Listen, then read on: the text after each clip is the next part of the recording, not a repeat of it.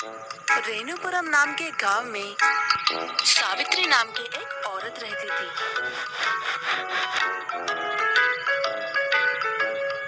उसे दो बेटियां थी। एक का नाम था अपूर्वा और दूसरे का नाम था कौशल्या।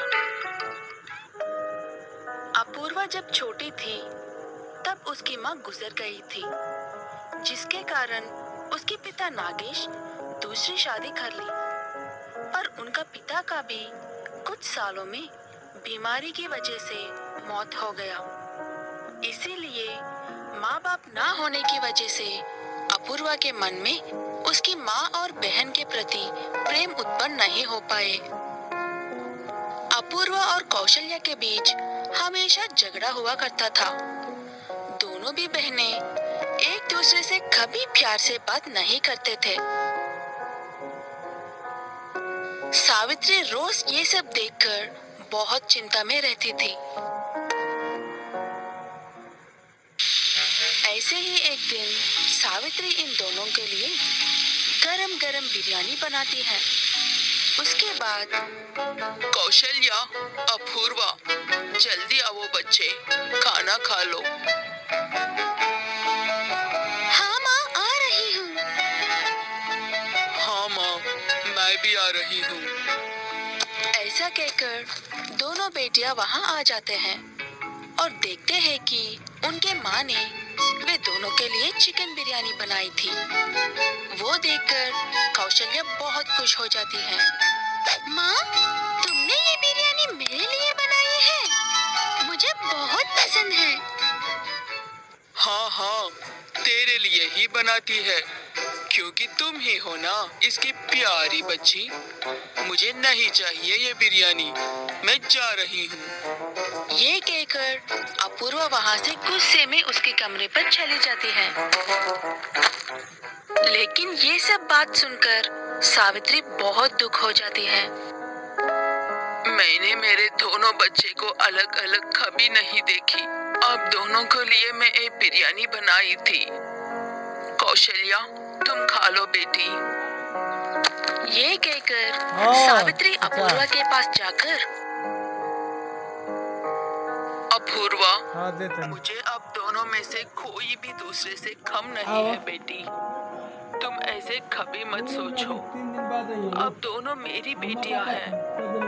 ये कहकर सावित्री अपूर्वा को प्यार से खाना खिलाती है। इसके बाद अपूर्वा और कौशल्या कॉलेज चले जाते हैं। दोनों एक ही कॉलेज में पढ़ते हैं, लेकिन दुश्मन की तरह एक दूसरे की परवाह नहीं करते थे। ऐसे एक दिन कॉलेज की प्रिंसिपल समर टूर के बारे में अनाउंसमेंट किया था। जाने के लिए अपूर्वा और कौशल्या भी अपना नाम देते हैं। दीदी, तुम भी आ रहे हो ना? आती हूँ, लेकिन क्या फायदा? वह तुम भी होती ना चुड़ैल की जैसी। ची ची ची ची। छी छी, मैं भी यही कहना चाहती थी। तुम आ रहे हो तो टूर आराम से कैसे चलती?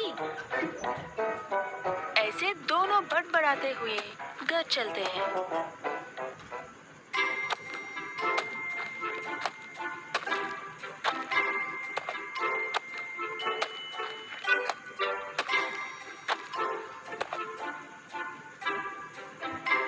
माँ, हम कल कॉलेज टूर पर जा रहे हैं।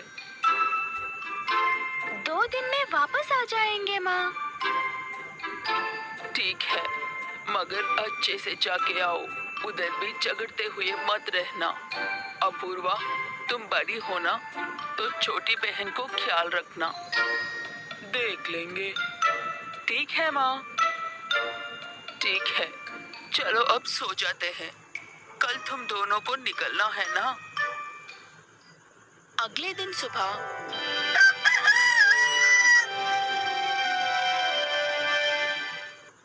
दोनों तैयार होकर टूर के लिए बस में जाते हैं, लेकिन एक साथ नहीं बैठते। बस उतरने के बाद भी अपूर्वा उसके दोस्तों के साथ कौशल्या उसके दोस्तों के साथ चले जाते हैं। शाम होने के बाद सब लौटकर बस के पास आ जाता है, लेकिन कौशल्या अभी तक नहीं आई।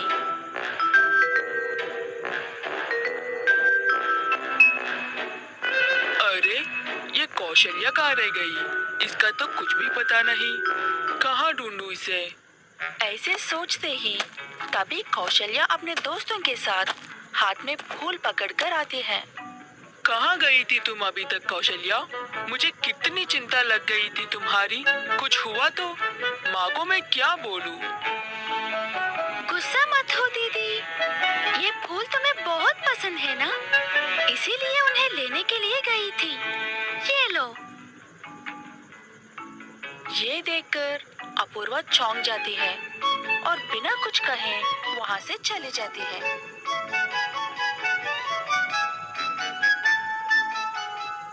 अगले दिन सभी लोग पहाड़ के पास जाने के लिए निकलते हैं।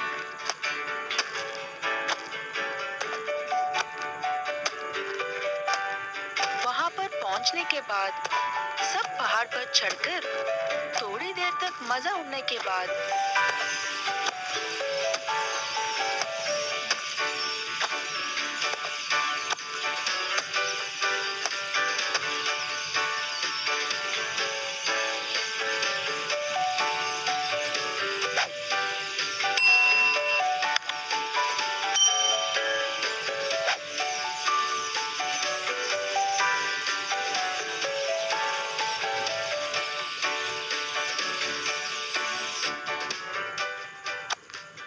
वापस बस के पास लौटते हैं।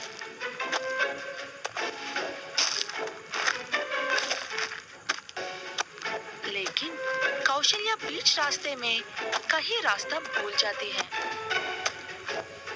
ऐसे चलते चलते पैर फिसलकर नीचे घाटी में गिर जाती है, लेकिन वहां एक पेड़ की टहनी को पकड़कर लटक रही थी। मदद के लिए कितना भी चीखो, वहां कोई नहीं है। इतने में कौशल्या वहां ना होने की वजह से अपूर्वा अपने बहन को ढूंढते हुए निकलती है। आखिरकार कौशल्या की आवाज सुनकर उसी ओर जाकर बहुत मेहनत करके कौशल्या की जान बचाती है।